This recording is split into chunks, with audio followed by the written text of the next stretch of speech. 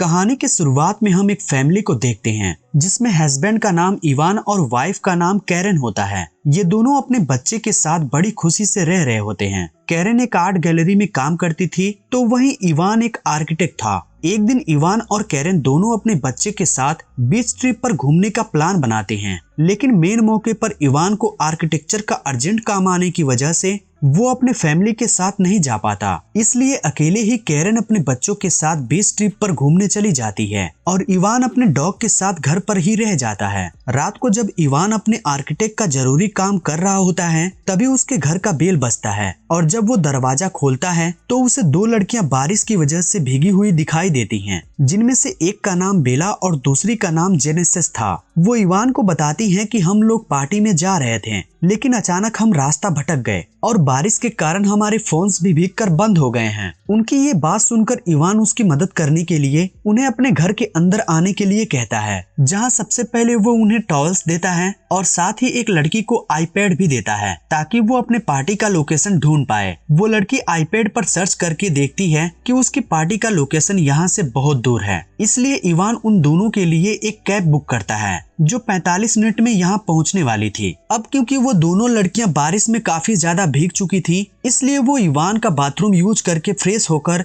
Ivan के पास जाती हैं, जहां इवान उसके लिए काफी बना रहा था। इसके बाद इवान उसके साथ बैठकर बातें करने लगता है। इवान पूछता है कि तुम लोग क्या काम करते हो, जिस पर वो बताती हैं कि वो एयर होस्टेजेस हैं और अपनी यात्रियों का बहुत ध्यान रखती हैं। इसके बाद वो इवान के पास जाकर अपनी एयर होस्टेस का काम दिखाने लगती हैं कि वो कैसे अपने एयर होस्टेस का काम करती हैं, लेकिन ऐसा करते हुए वो इवान को सेड्यूस करती हैं, जिससे इवान को थोड़ा अच्छा फील नहीं होता है। इसलिए वो वहाँ से उठकर दूसरी कुर्सी पर बैठ जाता है। तब इवान अपने मोबाइल्स पर चेक करता है, जिससे उसे पता चलता है कि कैब की यहाँ आने में अभी 20 मिनट बाकी है। इसके बाद वो दोनों लड़कियां इवान से उसकी वाइफ के बारे में पूछती हैं। इवान बताता है कि उसकी वाइफ एक आर्ट गैलरी के लिए पेंटिंग्स बनाती है। वो उन्हें अपनी वाइफ की पेंटिंग भी दिखाता है। ऐसे ही बातें करते करते वो दोनों इवान के बहुत ज्यादा करीब चली जाती हैं। इवान उनको इग्नोर करने की बार बार कोशिश करता है। इवान एक बार अपना मोबाइल चेक करता है। वो देखता है कि कैब के आने में अभी सिर्फ 5 मिनट रह गए हैं, जिससे वो थोड़ा रिलैक्स फील करता है, क्योंकि उसे उन लड़कियों का बिहेवियर थोड़ा ठीक नहीं लग रहा था। वहीं कैब के आने से सिर्फ 2 मिनट पहले ही बेला और जेनेसिस इवान का वहाँ ना होने का फायदा उठाकर बाथरूम में चली जाती हैं। तभी इवान जल्दी से उनके कपड़े सुखाकर बाथरूम के पास जाकर कहता है कि तुम्हारे कपड़े सूख चुके हैं और बाहर तुम लोगों की कैब भी आ गई है, लेकिन अंदर वो दोनों मजे से नहा रही होती हैं और इवान की बातों को इग्नोर कर रही होती हैं। इवान के बार बार कहने पर भी जब वो बाहर नहीं आती तो इवान अपने आंखों पर हाथ रखकर उन्हें कपड़े देने के लिए बाथरूम के अंदर चला जाता है, लेकिन अंदर जाकर देखता है कि वो लड़कियां न्यूट होकर नहा रही होती हैं। तभी वो दोनों इवान को कहती हैं कि इवान तुम भी हमें ज्वाइन करो। इतना कहकर वो इवान से चिपकने लग जाती हैं, लेकिन इवान ऐसा नहीं करना चाहता था क्योंकि वो एक शादीशुदा था, इसलिए वो इनको इग्नोर करने की पूरी कोशिश करता है। लेकिन जब वो दोनों इवान के साथ कुछ ज्यादा ही क्लोज होती हैं तो इवान भी अपने फीलिंग्स पर काबू नहीं रख पाता और उनके साथ बाथरूम में इंटीमेट होने के बाद बेडरूम में इंटीमेट होता है। वहीं कैब ड्राइवर कुछ देर तक इंतजार करने के बाद वहां से चला जाता है। अगली सुबह जब इवान नींद से जागता है तो उन दोनों लड़कियों को वहां ना पाकर सोचता है कि शायद वो वहां से चली गई हैं। लेकिन तभी किचन से उन्हें हंसने की आवाज आती है। किचन में जाते ही वो देखता है कि उन्होंने किचन का काफी बुरा हाल कर दिया है।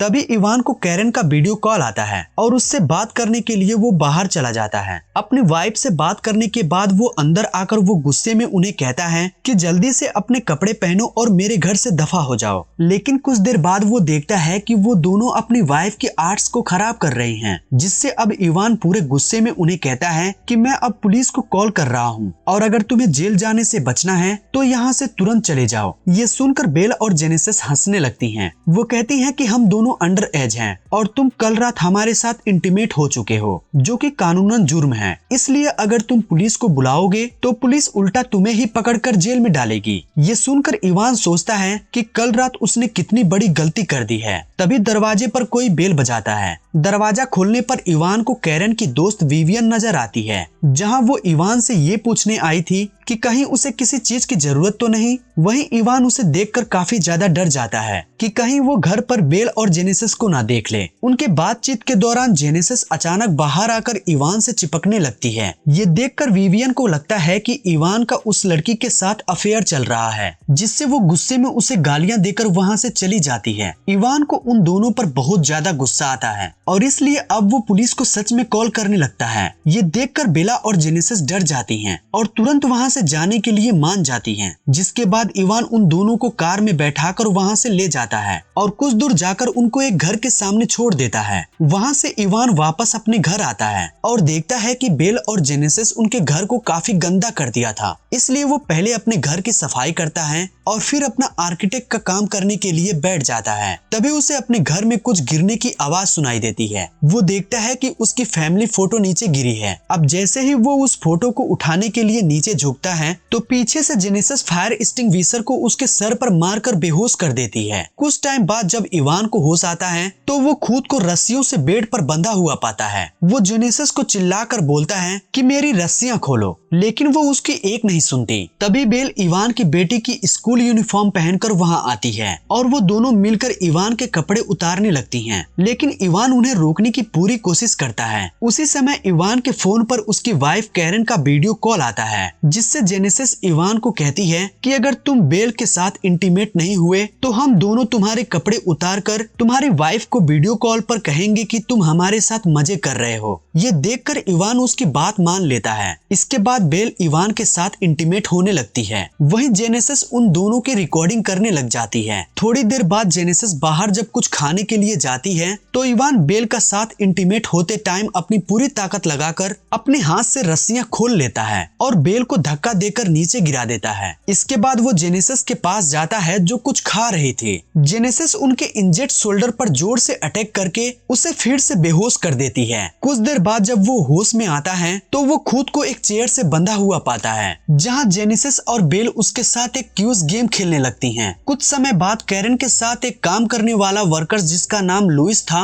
वो कैरन की बनाई हुई मूर्ति को लेने उसके घर आता है। ये देखकर जेनेसिस और बेल इवान को एक रूम में छुपा देती हैं। इसके बाद जेनेसिस दरवाजा खोलती है और ये दोनों लुइस को बताती हैं कि हम दोनों इवान के कजन्स हैं और घर में एक चोर घुस आया था, इसलिए इवान उसे पकड़ने के लिए उसके पीछे गया है। तभी लुइस की नजर कैरन की आर्ट पर पड़ती है, जिसका इन दोनों ने बुरा हाल कर दिया था। ये देखकर लुइस को इन पर शक होता है। साथ ही वो उनसे कहता है कि इवान की तो कोई कजन्स है ही नहीं। यहाँ पर अचानक लुइस को इवान की चिल्लाने की आवाज सुनाई देती है और वो एक रूम में जाकर देखता है कि इवान वहाँ पर बंधा हुआ है। वो तुरंत इवान की रस्सियों को खोलने लग जाता है। वहीं बाहर ये दोनों कैरन की आर्ट को तोड़ने लगती हैं, जो कि बहुत महंगी थी। इसलिए लुइस उनके पास जाकर उन्हें ऐसा करने से रोकता है, लेकिन तभी उसे अस्थमा का अटैक आ जाता है। वहीं लुइस का इनहेलर भी जेनेसिस के पास था। वो उनसे अपना इनहेलर्स लेने की कोशिश करता है और इसी बीच उसका पैर लड़खड़ाने की वजह से उसका सर जोर से कैरन के आर्ट से टकरा जाता है,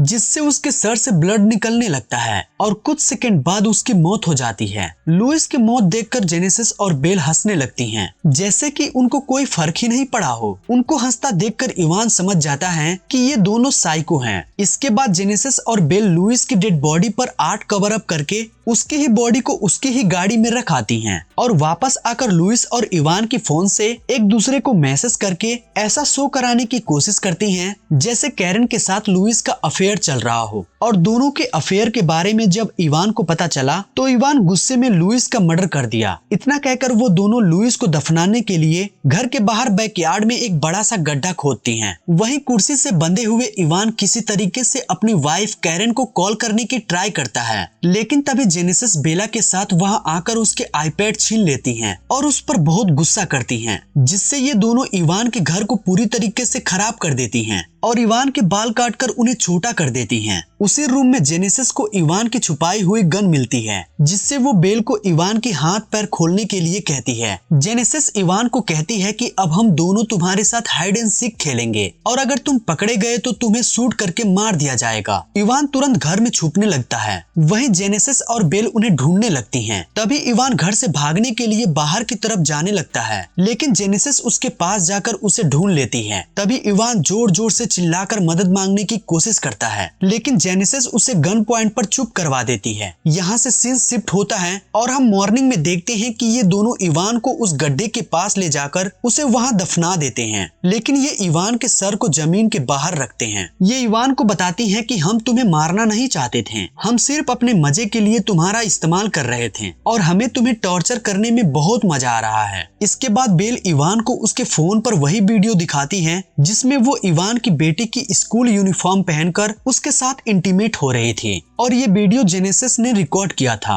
अब इस वीडियो को बेल इवान के फेसबुक प्रोफाइल पर अपलोड करके उस पर लिखती है कि हैप्पी फादर्स डे, ताकि सबको लगे कि ये वीडियो खुद इवान ने अपलोड की है। वो दोनों इवान को कहती हैं कि अब हमें नया शिकार करने के लिए जाना है और वहाँ से चली जाती हैं। वहीं इवान काफी मुश्किल से अपना हाथ बाहर निकालकर उस वीडियो को डिलीट करने की कोशिश करता है, लेकिन गलती से उसे डिलीट की जगह लाइक प्रेस हो जाता है। कुछ घंटों के बाद कैरन जब अपने सभी बच्चों के साथ घर आती है तो घर को तहस नहस हुआ देखकर उसको कुछ समझ में नहीं आता। वो सोचती है कि उसके जाने के बाद इवान ने अपने दोस्तों के साथ खूब पार्टी की और इसी के साथ ये मूवी यहीं पर समाप्त हो जाती है।